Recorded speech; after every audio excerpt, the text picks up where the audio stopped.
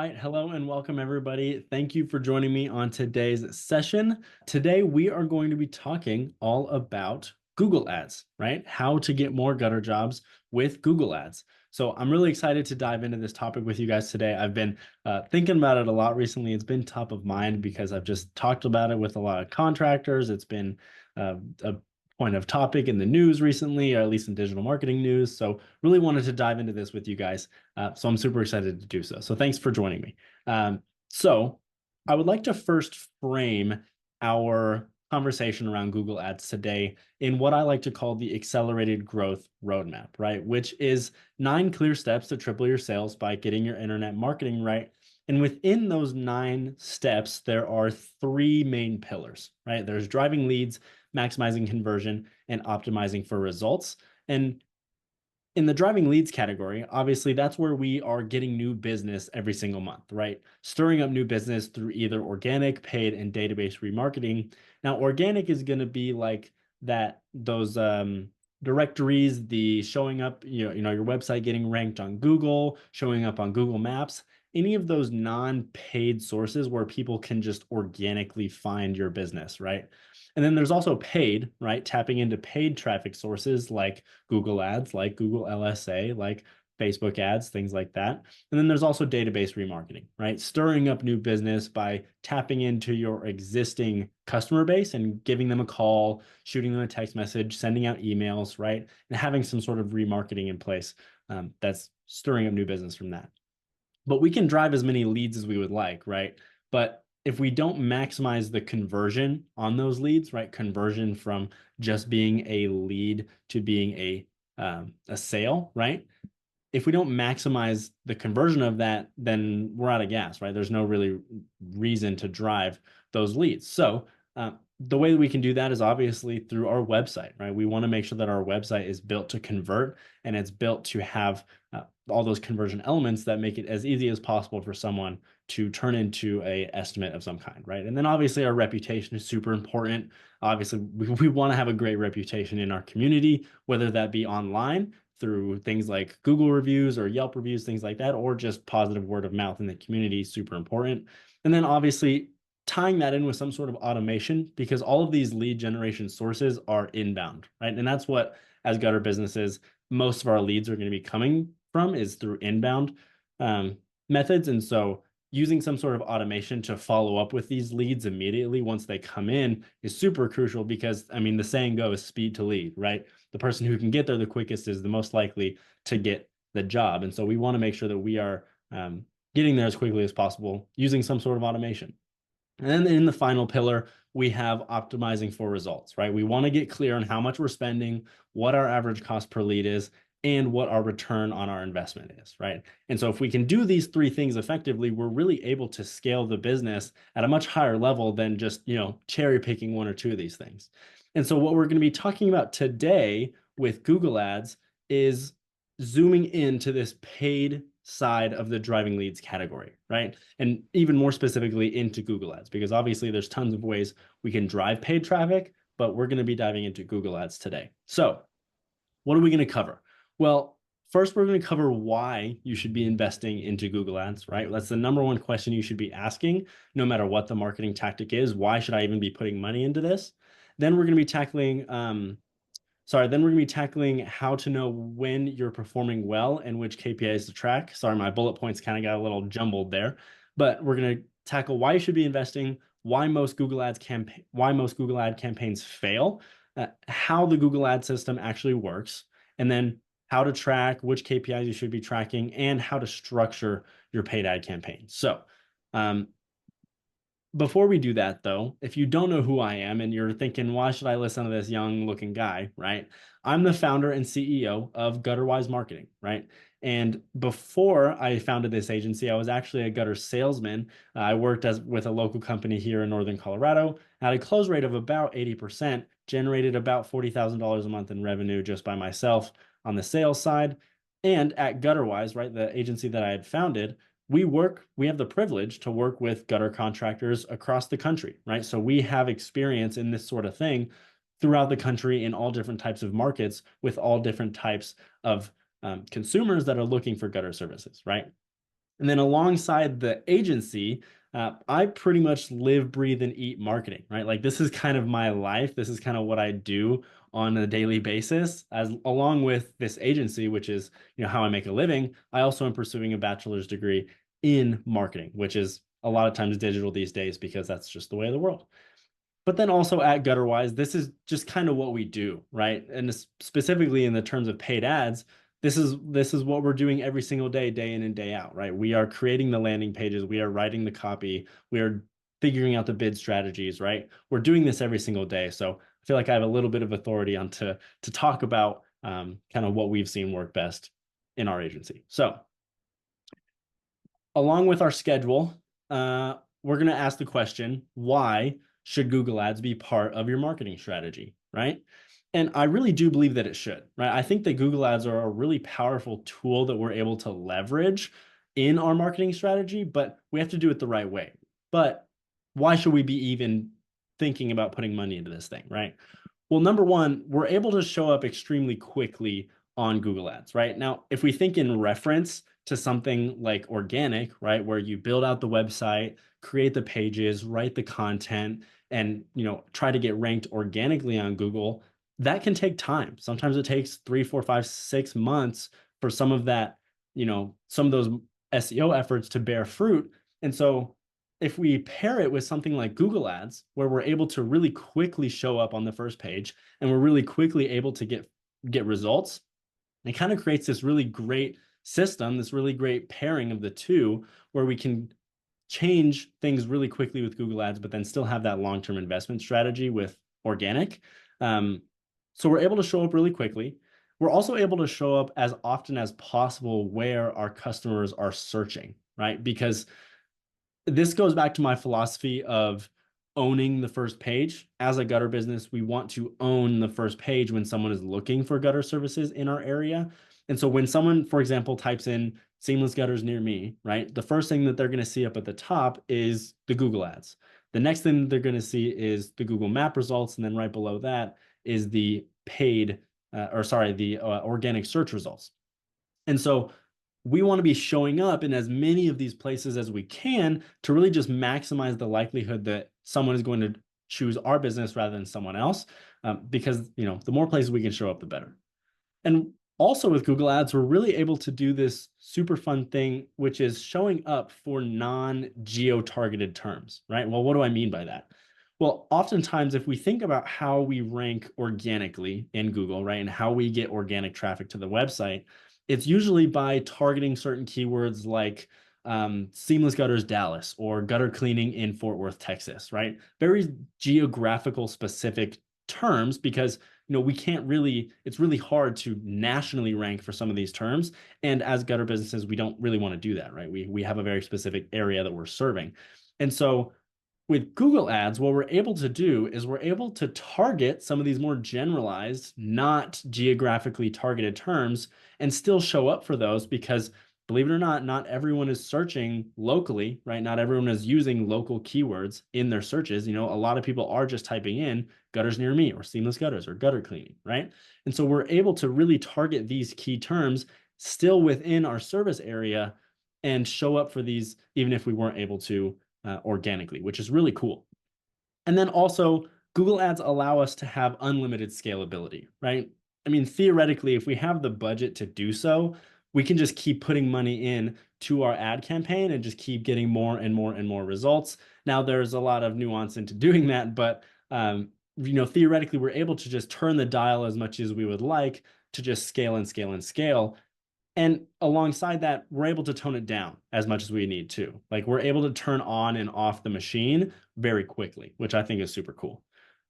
So I wanted to place Google Ads and place paid search alongside some of the other online marketing tactics and kind of give you a visual of the hierarchy of online marketing, right? And so this is the online marketing pyramid. It's a fun little graphic that I had made.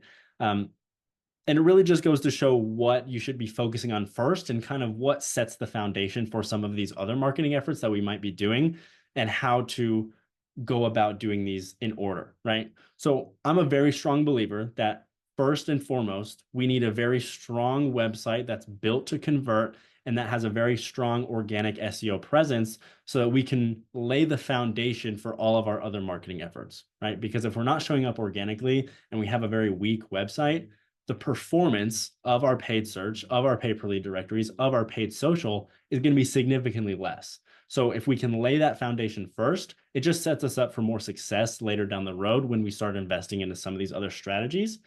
And then paid search is right above that, right? So Google Ads, Google Local Service Ads, or also known as the Google Guaranteed program, that is right above organic SEO and having a strong website. And that's because I think that that is really your foundation, right?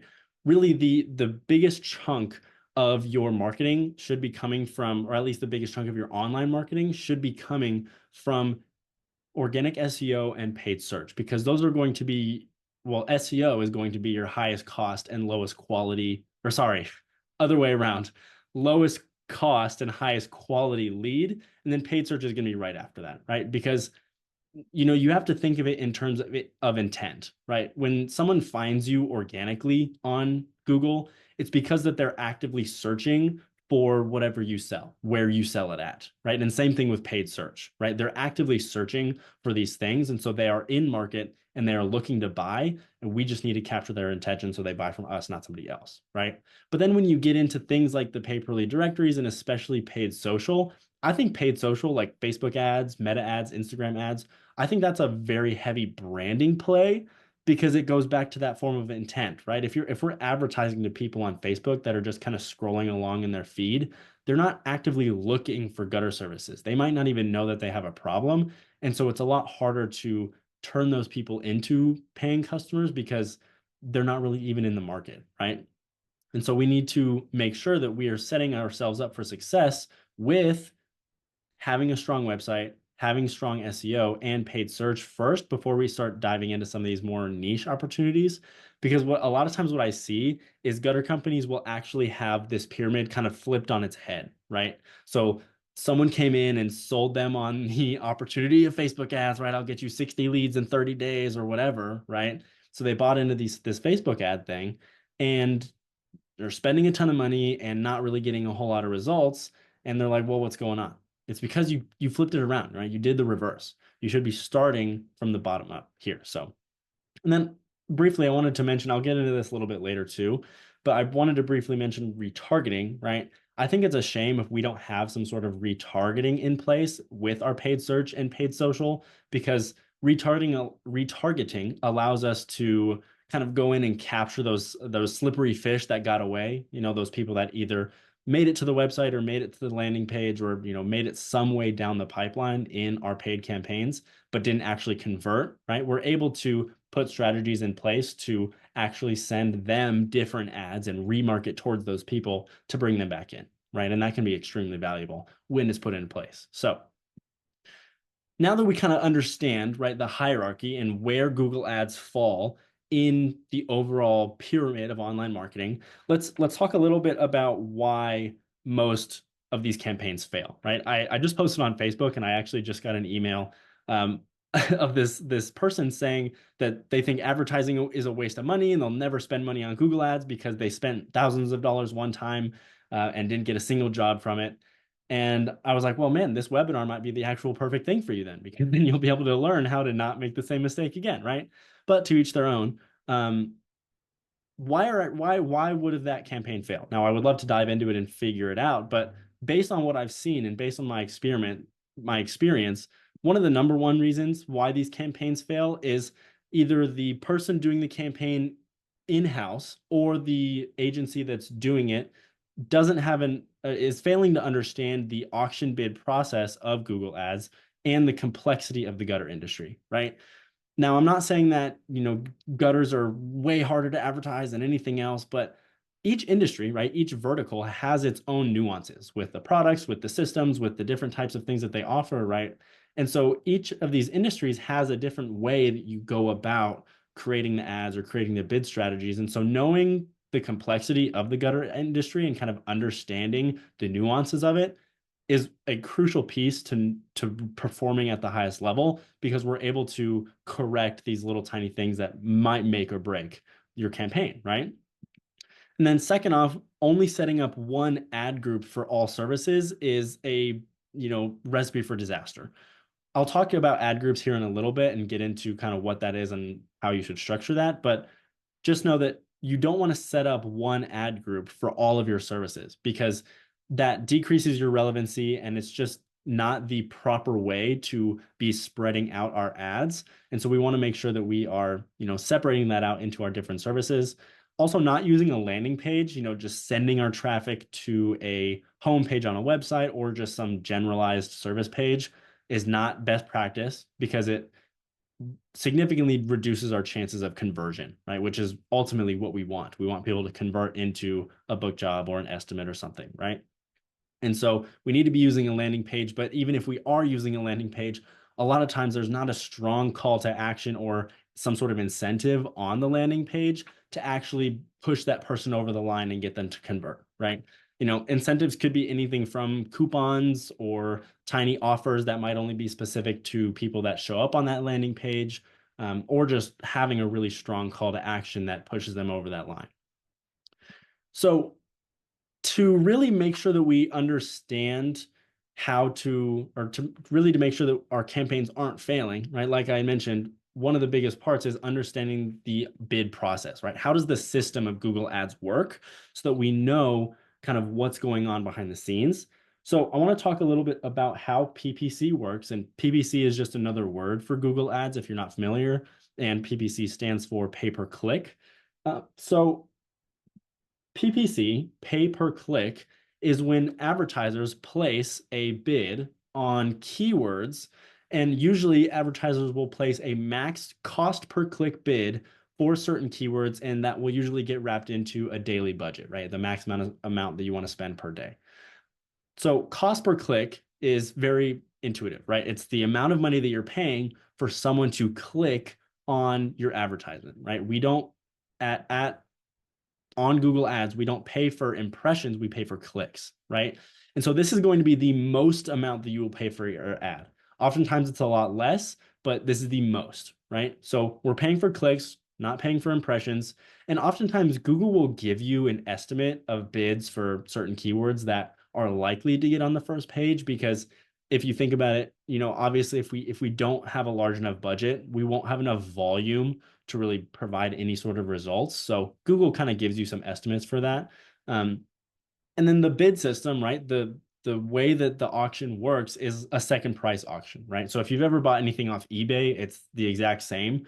So for example, on eBay, right? If you're bidding on Aquaphor chapsticks here, then someone bids $1 and you bid $10,000, obviously you're going to win, but you're not going to pay $10,000, right? You're going to pay $2 or whatever the next interval up is from the next highest bidder, right? So it's a second price auction.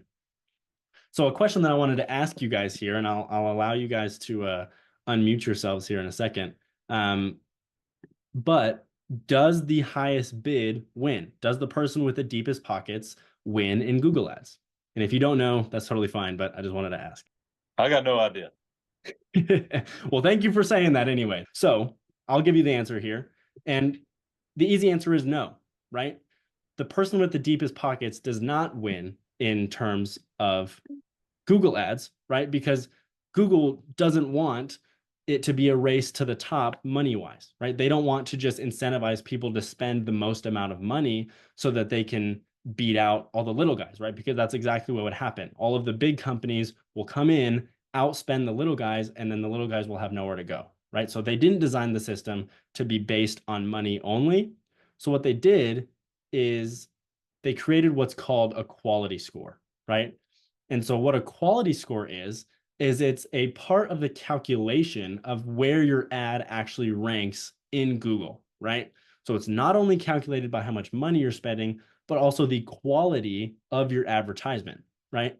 And so the calculation for where your ad actually shows up, it's called ad rank, and it's the multiplication between your max cost per click bid and your quality score, right? So both of them play together, but you can't have one without the other, right? If you don't have a good enough quality score, then you're not going to show up. And if you're not paying enough, then you're not going to show up, right? And so a quality score, it's a scale, right? It's a rank of the quality of your advertisements from 1 to 10, 1 being the lowest, 10 being the highest. And it's calculated through a few different factors, right? So number one is expected click-through rate. So the amount of people that are expected to click on your ad if they see it, right? Side note, if you leverage things like ad assets or ad extensions, it can significantly increase your click-through rate up to 30% or more, which is data from Google. So we'll get into ad assets in a little bit here, but it's a really great way to extremely improve your click-through rate and therefore your quality score. But also ad relevance, right? Your quality score is heavily dependent on ad relevance.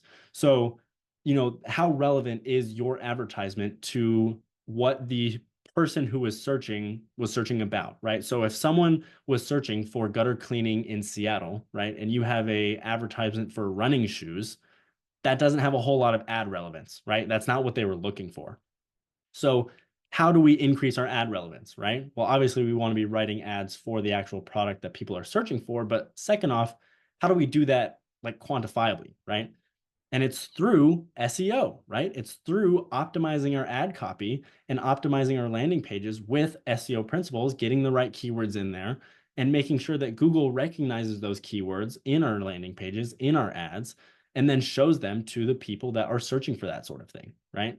And so that's why I say having a really strong organic foundation can drastically increase your performance on Google because you're able to leverage your quality score and pay less money to get better results than your competitors that might not be doing the same thing, right?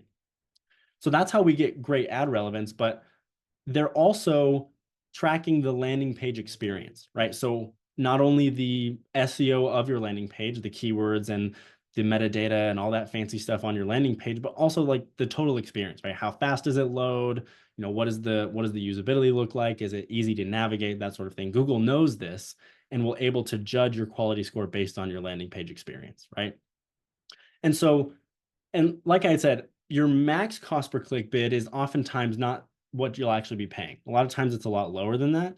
And so your actual cost per click, the actual amount that you're going to be paying to Google is a function of your bid, your quality score, and the quality score of the next highest bidder. Now there's a super complicated formula for how to calculate your actual cost per click, but I'm not going to dive into that. I just wanted you guys to understand what quality score was and why it's important, and also what is going into it, right? And so along with our quality score, we want to make sure that we have a high quality score. We also need to make sure that we have a correct bid strategy, right? We have a bid strategy that is optimized for results. And so we can either do this manually. Google gives you the option to manually go in and set up your bid strategy, or you can use what's called smart bidding, which is a tool where Google will bid for you based on a certain amount of criteria, right? So you can either do target cost per action. So this is usually also referred to as cost per lead, right? So if you have a very specific cost per lead that you want to hit, you can select this bidding option and Google will try its best to, optimize the traffic to hit that. You're also able to get a target return on ad spend. So if you have a very specific return that you want to get from your campaign, you can use this, or you can use maximizing conversions, right? Using up your entire budget that you have, but maximizing the amount of conversions that you get from that budget. I always recommend that most gutter businesses use this maximize for conversions option, because if you set your budget correctly and you're not overextending, then why would we not want to have the maximum amount of conversions from that money? Okay, so I recommend most of the time going with maximizing for conversion. When it comes to structuring the campaign, right, actually setting it up so that you're able to win, not only with your bid strategy, not only with your quality score, but in a lot of different aspects. How do we do that, right? So the first thing that we want to be thinking about is our conversion tracking, right? And conversion tracking is a non-negotiable. You should have conversion tracking set up so that you know exactly where people are coming from, which ads are performing the best, how they're coming through the stages, so that you're able to make informed business decisions. Because if you don't know what's happening in your ad campaign with all of your conversions, then you're kind of in the dark, right? You don't really know what's performing well, how you could be improving. So you're not able to fix anything, or you're not able to really even know if you're doing well. And also, we want to be separating our services into those individual ad groups. Like I said, having individual ad groups for each service that you offer improves your relevancy, improves your click-through rate, and improves your conversion, which, if you remember when we talked about quality score, that is what is calculating your quality score, right? So separating your services into individual ad groups improves your quality score, which will improve your ad rank, which will improve the performance and the amount of leads that you're actually getting from these ads. You also want to understand keyword match types. We're not going to go too heavy into this, but basically there's a range and there's kind of a scale of keyword match types that you can use in Google Ads. It goes all the way from broad match, which is, keywords that are somewhat like the keyword that you're bidding on, kind of like the keyword that you're bidding on, maybe not really a whole lot like the keyword that you're bidding on, but it shows you're bidding on a much broader audience, so it can be useful in some way. But we don't want to all be using broad match because our relevance is going to be lower and it's just going to not work the best. But it goes all the way down to exact match. So I'm bidding on this keyword and this very specific keyword spelled this way with no misspells, laid out in this way, in this order. And so we want to know which keyword match type is going to be best for the specific campaign that we're running based on our goals, right? We also want to be leveraging negative keywords, right? Negative keywords are something that are a huge tool that we can use, especially in gutters. A lot of times we compete with roofers, right? So we are oftentimes providing the same services. And so, for example, if you are a gutter business that just provides services for gutters and you don't do anything roofing related, then some negative keywords that you could put in are really any roofing related service keywords, right? Because you don't want to show up for someone who's looking for roofing because they're just going to drive up your cost and not actually convert because they're not looking for gutters, right? They're looking for roofing. So using negative keywords are a huge bonus. Also, writing compelling ad copy, right? That's kind of the backbone of our whole entire ad campaign is the ads themselves, right? So making sure that we're writing the copy of our ads to actually compel someone to click on them and then take the next step and eventually become an estimate, right? Or a booked job is super important, right? We want to make sure that those ads give someone a reason to move to the next step. We can also be leveraging ad assets and ad extensions to do this, right? Ad assets can allow us to show things like reviews or show different pages of a website or to just also take up more physical space on the search page so that we're able to get higher click-through rate. Because if someone sees that we can, show our reviews and we just have more space, they're going to think of us as a better organization. There's going to be a lot more information for them to go off of, and they're going to click on our ad over someone else who's not using ad extensions, right? So that's another part of writing compelling ad copy. But we also want to make sure that once they click on the actual ad, we have a simple landing page that is built to convert, right? And I'm going to dive into landing pages in a little bit, but we want to make sure that our landing page is simple. We're not giving them too many things to click on. We're not giving them too many options for what to do, but we want to make sure that it's built to convert, right?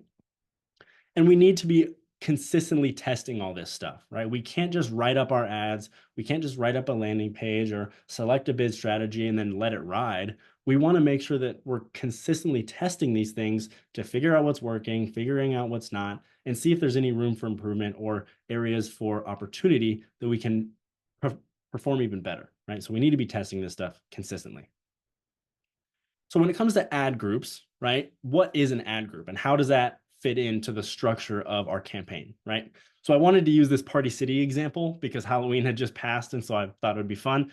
But if we think about how our ad campaign is structured, we have the account up top, right? Now that is just the business, right? Party City is the account, they are the business.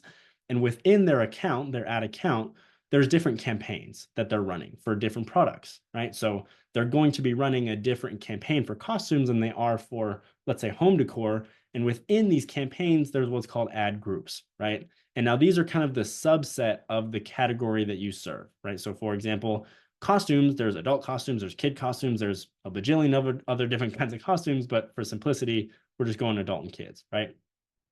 And so you want to be writing specific ads for each one of these ad groups for each one of your services, right?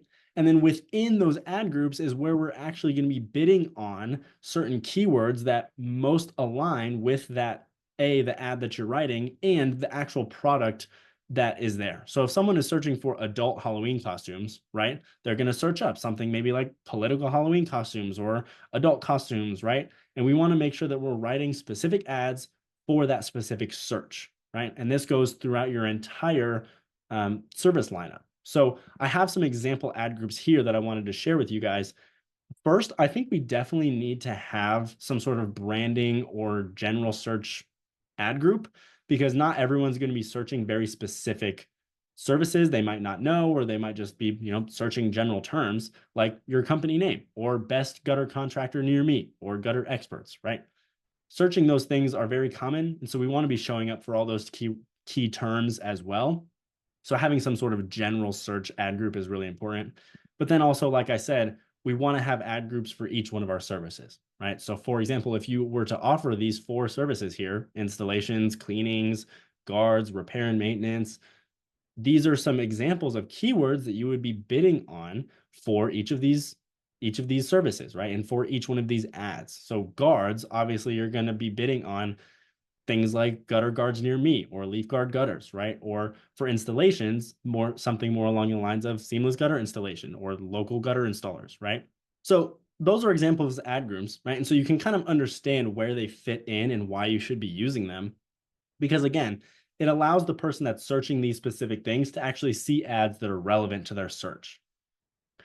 But we need to be tracking all this stuff, right? We need to know which one of these ad groups is actually performing well. And so a few conversion tracking essentials that we use here at GutterWise and that I recommend that you implement as well are, number one, have some sort of dynamic tracking number so that you can delineate what leads are coming from organic and what leads are coming from paid sources, right? So usually what we'll be able to do is we'll have some sort of phone number on the website that people can organically see and give a call, but then we're also able to put a dynamic tracking number into our landing pages or into wherever we're sending our paid traffic, so we can understand, okay, this person is calling from the ad that we put out, or this person is calling from our organic presence on Google, right?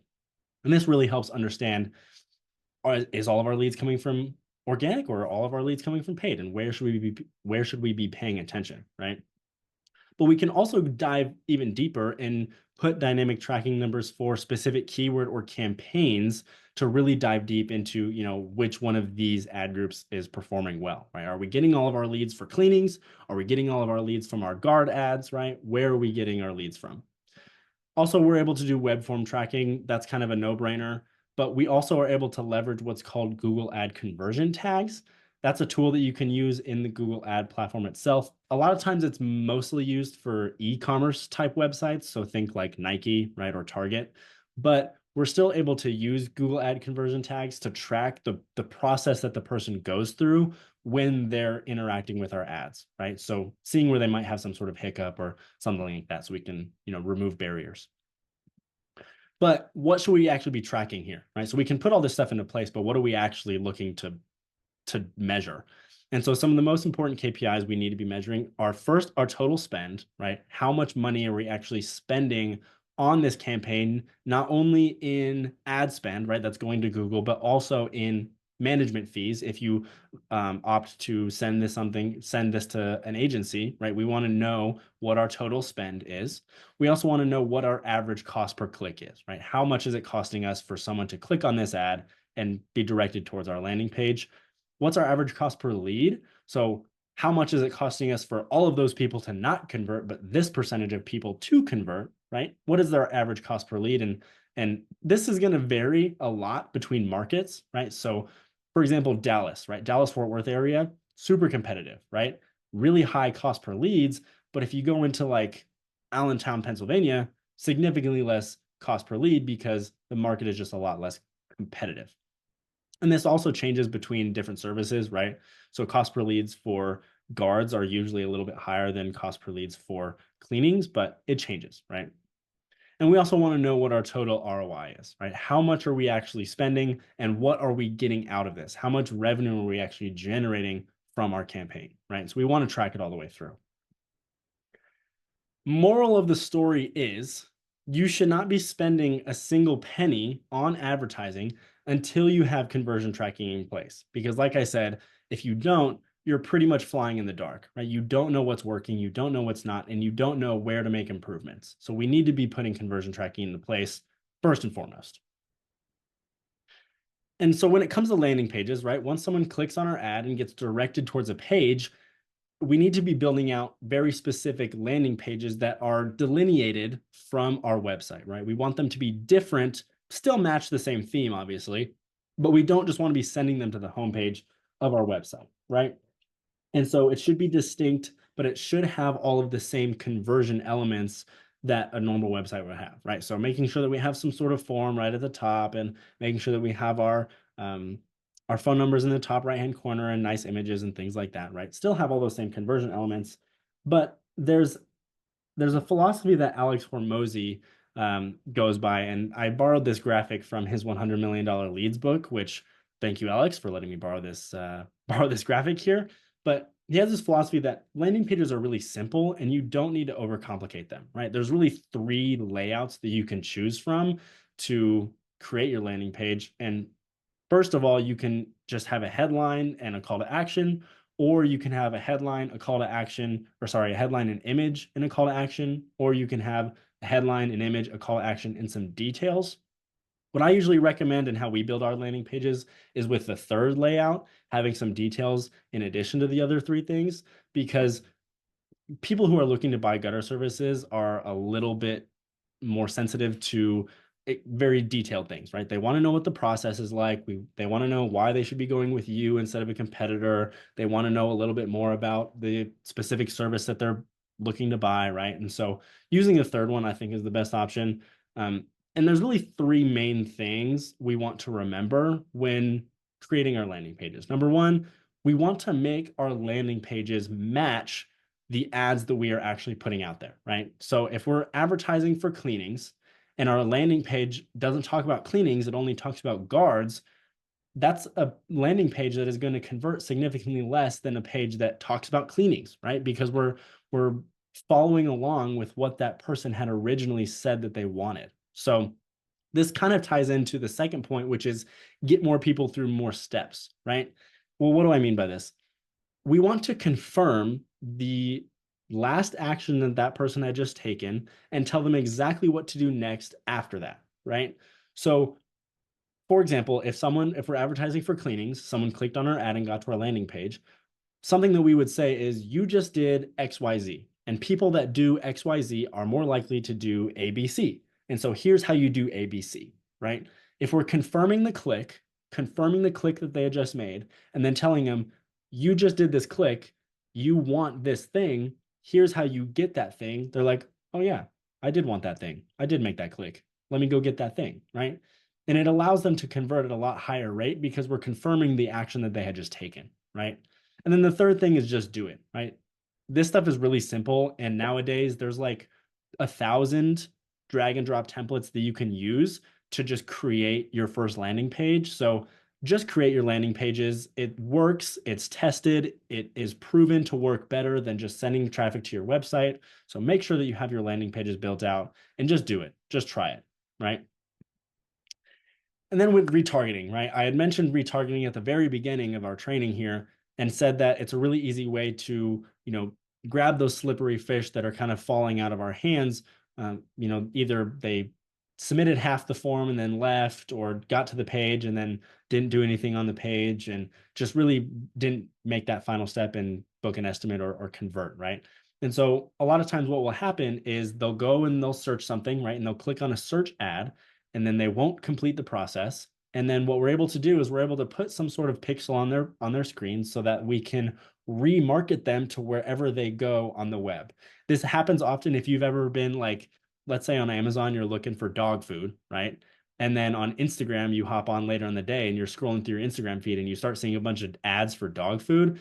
That's what remarketing is, right? And we're able to do that as gutter businesses and capture those people that didn't move forward, right? And so we're able to do that usually through display ads on Instagram, on Facebook, on different, display ad websites like Wall Street Journal, things like that. So retargeting is a really valuable tool that we can put into place, especially if we already have a very strong paid ad campaign wherever we're doing it at.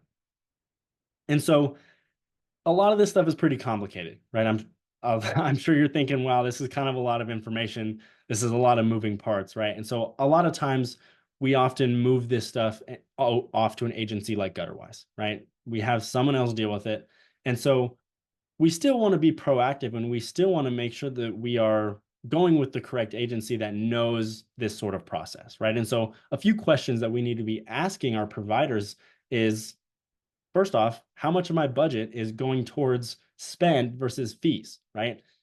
Each agency has a different way that they are going to charge you for their management, right? Some of them have a flat fee, like just a flat management fee that stays the same. Some of them might have a lower fee at the beginning, but then it's a percentage of ad spend after that. Whatever it is, we want to know how much we are spending towards ads, right? How much of our ad campaign is actually getting spent, and then how much are you getting paid as the agency, right? It's important to know that stuff. Also, what type of tracking are they putting into place? I'm not going to beat a dead horse, but we know that conversion tracking is important. So we want to know what our agency is putting into place so that we can gather that information, right? Something like a live dashboard is also really valuable to have, where you can see all this information, right? How much you're spending, what your conversions are, what's the structure of our campaign, right? Having this sort of live dashboard is super crucial so that you're able to make those business decisions that you wouldn't be able to if you didn't have all this information accessible to you, right? Are you using a very specific landing page, or are you just kind of sending leads to a website, right? That is also a huge, huge, huge thing. We want to make sure that any agency that we go to are sending our leads to a very specific landing page and not just to a website. Also, are you split testing ads, right? Are you testing this stuff on a consistent basis and not just writing it up and letting it sit so that we don't actually know if it's working or not, or we don't know if a different version could be better? We want to know what they're testing. Also, are you going to be leveraging things like ad extensions and ad assets to really improve our click-through rate and improve our quality score so that we're taking the most advantage of the budget we have available? And also, what are our targets and goals for this campaign? I mean, eventually, right, all of our targets are going to be to generate sales, but for specific campaigns, what are we trying to push here? What's our goal for this campaign? And so that is Google Ads, right? And like I mentioned at the beginning of our training, it kind of fits into this paid category of the driving leads column in the accelerated growth roadmap. And the reason why I like to frame all of my trainings around this accelerated growth roadmap is because it really emphasizes the fact that we don't want to just be relying on paid ads, or just be relying on organic, right? Or just being relying on word of mouth, because there really is a marketing system, right? And if you can follow a well-designed and a well-laid out, tested marketing system that is known to work, then you are just going to accelerate your business growth significantly more than if you were just to a la carte pick a few things on here that you wanted to do, right? And so what did we just cover? Well, we talked about first why you should be investing in Google Ads, why most Google ad campaigns are really failing, how the Google ad system works, what the bid strategies are, and how to really think about quality score and how that works into where ads actually show up. We also talked about how to know when you're performing and what you should actually be tracking in terms of KPIs, and also how to structure your campaigns.